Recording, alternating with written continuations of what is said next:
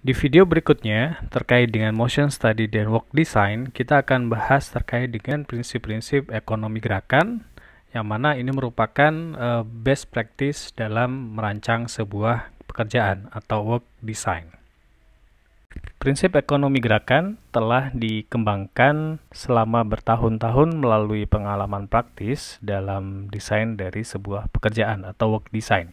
Prinsip ekonomi gerakan ini merupakan pedoman yang dapat digunakan untuk membantu dalam menentukan metode kerja dari sebuah sistem atau dari sebuah pekerjaan, itu seperti apa. Kemudian yang kedua adalah untuk mendesain tata letak dari tempat kerja, termasuk di dalamnya adalah bagaimana penempatan dari permesinan ataupun juga fasilitas yang ada di tempat kerja. Dan yang ketiga adalah untuk menentukan tools ataupun equipment atau peralatan yang digunakan dalam sebuah pekerjaan. Nah, tujuan dari prinsip ekonomi gerakan ini dalam work design adalah untuk bisa memaksimalkan efisiensi dalam pekerjaan, dan kedua adalah untuk meminimalisir kelelahan dari pekerja ketika mereka melakukan aktivitas kerja. Nah, di sini prinsip ekonomi gerakan itu dapat dibagi menjadi 3 kategori. Kategori yang pertama ini adalah prinsip-prinsip yang terkait dengan penggunaan tubuh manusia dalam melakukan aktivitas pekerjaan. Prinsip ekonomi gerakan yang terkait dengan penggunaan tubuh manusia ini dapat digunakan untuk merancang metode kerja dan juga gerakan dari pekerja dalam melakukan tugas-tugas tertentu. Nah, prinsip-prinsip ini paling cocok untuk pekerjaan manual, baik yang sifatnya adalah repetisi atau berulang, ataupun pekerjaan yang dia tidak berulang. Prinsip yang kedua ini adalah prinsip-prinsip yang terkait dengan bagaimana kita mengatur tempat kerja. Nah, prinsip ini biasanya diarahkan pada desain dari tempat kerja, seperti misalkan tata letak dari workstation, ataupun juga penataan alat dan komponen yang ada di dalamnya. Dan yang terakhir atau yang ketiga ini adalah prinsip-prinsip yang berkaitan dengan desain dari tooling, peralatan, dan juga perkakas. Nah, prinsip ini tentunya akan berguna dalam merancang kira-kira ketika seorang pekerja ini melakukan suatu aktivitas kerja, tools ataupun equipment apa saja yang bisa mereka gunakan sehingga bisa mengefisiensikan aktivitas kerja mereka. Kita akan membahas yang pertama adalah prinsip ekonomi gerakan yang berkaitan dengan penggunaan tubuh manusia atau pekerja. Nah, di sini ada beberapa prinsip, di mana 5 prinsip yang pertama yang akan kita bahas di sini adalah terkait dengan penggunaan kedua tangan dan bagaimana alokasi kerja di antara kedua tangan ini.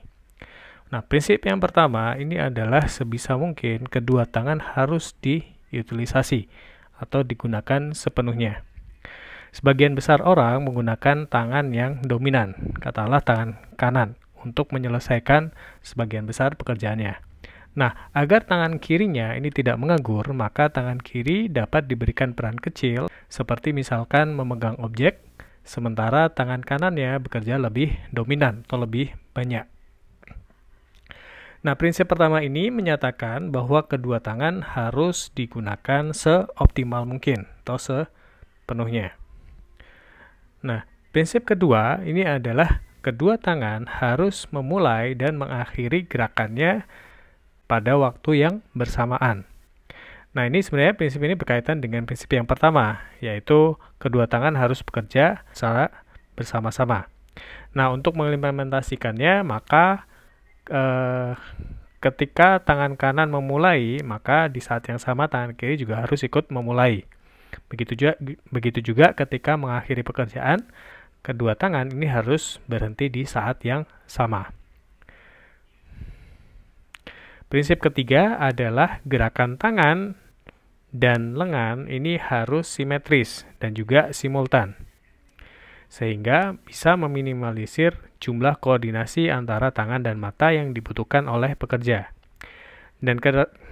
Karena kedua tangan melakukan gerakan yang sama pada saat yang sama, biasanya konsentrasi yang diperlukan ini menjadi lebih sedikit dibandingkan jika kedua tangan harus melakukan gerakan yang berbeda dan independen.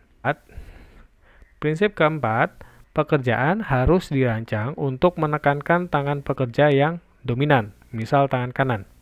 Jadi di sini emphasize pada preferred hand atau tangan yang lebih dominan. Nah, tangan yang lebih dominan ini biasanya lebih cepat dan lebih kuat serta lebih cepatan dalam melakukan pekerjaan. Nah, jika pekerjaan yang harus diselesaikan tidak dapat dialokasikan secara merata di antara kedua tangan, maka metode tersebut harus memanfaatkan tangan dominan pekerja. Misal, unit kerja harus memasuki tempat kerja di sisi yang dominan bagi pekerja, kemudian keluar dari tempat kerja di sisi yang berlawanannya. Alasannya adalah bahwa koordinasi tangan mata yang lebih besar diperlukan untuk memperoleh unit kerja pada awalnya, sehingga pekerja harus menggunakan tangan yang lebih dominan untuk elemen ini. Prinsip terakhir yang kelima, ini adalah kedua tangan tidak boleh diam pada saat yang bersamaan. Jadi, metode kerja ini harus dirancang untuk menghindari periode ketika kedua tangan ini menganggur atau tidak bekerja. Pengecualian untuk prinsip ini adalah pada saat istirahat, atau bisa juga ketika terdapat siklus kerja yang melibatkan interaksi antara pekerja dan mesin. Jika pekerja bertanggung jawab untuk memantau mesin selama siklus otomatisnya, dan pemantauan melibatkan penggunaan indera kognitif dari pekerja daripada tangan, maka prinsip ini bisa diabaikan. Namun, jika pemantauan mesin ini tidak diperlukan, maka elemen kerja internal harus ditetapkan ke pekerja selama siklus otomatis, sehingga kedua tangan ini tidak menganggur di saat yang bersamaan. 5 prinsip ekonomi gerakan berikutnya yang terkait dengan penggunaan tubuh manusia ini mencoba memanfaatkan hukum fisika untuk membantu penggunaan tangan dan lengan saat bekerja. Nah, prinsip berikutnya ini adalah metode kerja harus terdiri dari gerakan yang sifatnya adalah kurva atau melengkung dan terus-menerus, continuous curve motion. Urutan pekerjaan yang mengikuti lintasan lengkung kontinu ini membutuhkan waktu yang lebih sedikit untuk bergerak melalui lintasan tersebut daripada pekerjaan yang harus melalui lintasan lurus yang berlawanan arah. Meskipun mungkin dari jarak totalnya sebenarnya lintasan lengkung ini mungkin lebih panjang. Hal ini terutama berlaku jika suatu benda sedang digerakkan dan massa benda ini mempengaruhi gerakannya. Nah, alasan dibalik prinsip ini adalah bahwa urutan jalur garis lurus mencakup aksi akselerasi dan deselerasi, yang mana ini akan menghabiskan waktu dan energi dari pekerja. Gerakan yang terdiri dari kurva kontinu akan meminimalkan waktu yang hilang saat proses akselerasi dan deselerasi. Berikutnya, jika memungkinkan, momentum harus digunakan untuk memfasilitasi tugas. Jadi di sini contohnya adalah seorang tukang kayu yang dia memukul paku dengan menggunakan palu. Mereka memanfaatkan momen atau momentum untuk memudahkan pekerjaannya. Nah, di sini kita tahu bahwa tidak semua pekerjaan ini yang membutuhkan tenaga secara fisik bisa memanfaatkan momentum. Namun, jika hal ini memungkinkan, maka penggunaan momentum akan memudahkan dalam pekerjaan. Yang kedelapan, terkait dengan prinsip human body, ini adalah memanfaatkan gaya gravitasi untuk mempermudah pekerjaan. Memindahkan benda yang berat dari atas ke bawah, ini tentunya lebih membutuhkan energi dan waktu yang lebih sedikit dibandingkan dengan memindahkan benda dari bawah ke atas. Nah, prinsip ini biasanya diterapkan bersamaan dengan prinsip ekonomi gerakan yang terkait dengan perancangan tata letak dan pengaturan tempat kerja yang tepat. Prinsip berikutnya adalah metode kerja harus mengikuti ritme gerakan tubuh natural atau alami. Ritme gerakan tubuh di sini mengacu pada gerakan yang berulang secara teratur dan mengalir dari satu gerakan ke gerakan berikutnya. Nah, di sini sebenarnya pada dasarnya pekerja ini mempelajari ritme gerakan tubuh dan melakukannya tanpa berpikir. Seperti misalkan pola gerakan alami dan naluriah yang terjadi saat berjalan. Nah, sebisa mungkin ketika kita merancang pekerjaan, jangan sampai hal ini yang kemudian kita abaikan atau kita langgar. Yang ke-10 adalah gunakan klasifikasi gerakan yang paling rendah dari tangan dan lengan. Nah, di sini ini ada 5 klasifikasi gerakan tangan dan lengan. Dengan masing-masing klasifikasi yang lebih rendah, pekerja dapat melakukan gerakan tangan dan lengan lebih cepat dan dengan usaha yang lebih sedikit. Oleh karena itu, metode kerja harus terdiri dari gerakan pada tingkat klasifikasi serendah mungkin. Hal ini seringkali dapat dilakukan dengan menempatkan suku cadang atau peralatan sedekat mungkin di tempat kerja. Ini adalah 5 prinsip ekonomi gerakan yang mencoba memanfaatkan hukum fisika untuk membantu penggunaan tangan dan lengan saat bekerja. Nah, 2 prinsip ekonomi gerakan yang berkaitan dengan tubuh manusia yang tersisa adalah rekomendasi untuk menggunakan anggota tubuh selain tangan dan lengan. Yang pertama adalah dengan meminimalisir eye focus dan eye travel, atau fokus mata dan aktivitas perjalanan mata. Dalam situasi kerja yang membutuhkan koordinasi antara tangan dan mata, mata digunakan untuk mengarahkan tindakan tangan. Nah, fokus mata ini terjadi pada saat mata harus menyesuaikan dengan perubahan jarak pandang.